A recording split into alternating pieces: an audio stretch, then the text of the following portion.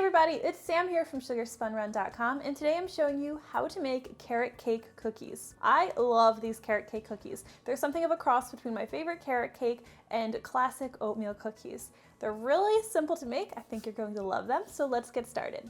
The first thing you'll want to do is preheat your oven to 350 degrees Fahrenheit. Next, of course, we'll need our butter. We're going to be using 1 cup of unsalted butter, and you want this to be softened to room temperature. Along with the butter, we're going to add 1 cup of tightly packed light brown sugar and a ½ cup of granulated sugar. Now use an electric mixer. You can use a stand mixer or an electric hand mixer like I have here, and we're going to cream together the butter and the sugars until they're light and fluffy and nicely combined. Our sugar and butter mixture is looking pretty good, so now we're going to add 2 large eggs and 2 teaspoons of pure vanilla extract, and we'll cream these together again.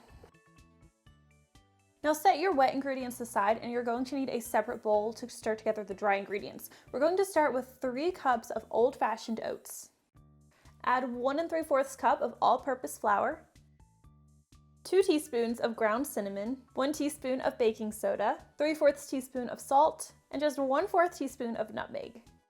We'll give our dry ingredients a good stir just to make sure everything is completely combined.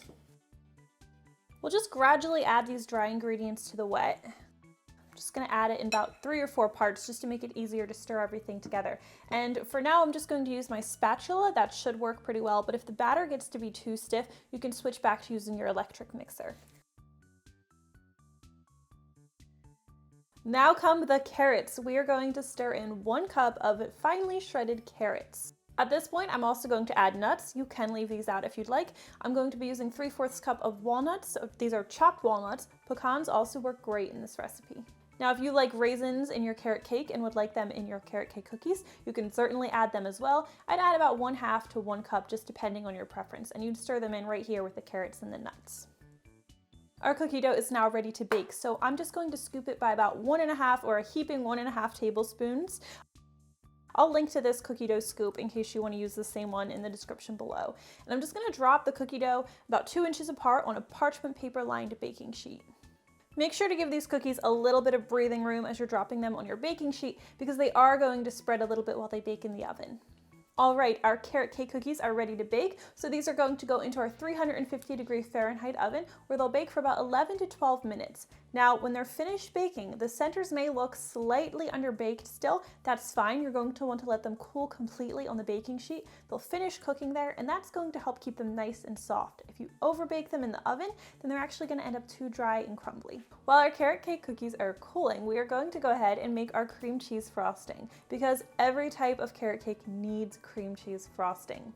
We're going to start with 3/4 cup of softened butter. Now, you can use salted butter if you prefer. Today, I'm going to be using unsalted butter, and we'll add salt a little bit later on. We'll also add 12 ounces of softened cream cheese, 1 teaspoon of vanilla extract, and as I mentioned, because we're using unsalted butter, we're going to be adding some salt. I'm just going to use a little under a ½ teaspoon. Now use an electric mixer to beat these ingredients together until they're nice and creamy. Next, we will add our powdered sugar. You need 4½ cups of powdered sugar for this frosting recipe. Now we're going to add it gradually, and we're going to keep our mixer on low speed while we start to incorporate that with the butter and cream cheese. Otherwise, your powdered sugar is going to go flying everywhere. Now there's just one more ingredient we're going to add to our cream cheese frosting, and that's 1 tablespoon of cornstarch.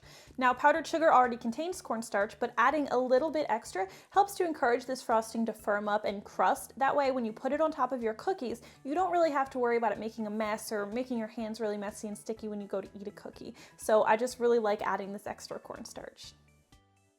You want to make sure you scrape the sides and bottom of the bowl and that all of the powdered sugar is well incorporated into this frosting, otherwise you'll have a lumpy frosting. Now you can just spread this frosting directly on top of the cooled carrot cake cookies, but just to make it look a little bit prettier, I'm going to pipe mine.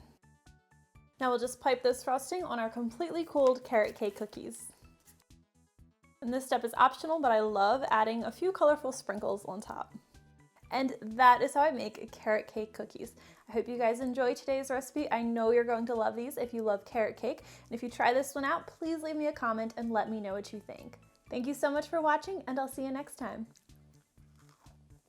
Hey, if you guys enjoyed today's carrot cake cookie video, I would really appreciate it if you would give me a thumbs up. Make sure to subscribe and hit that notification bell. Also, if you enjoyed today's cookie recipe, here are a few others you might like as well.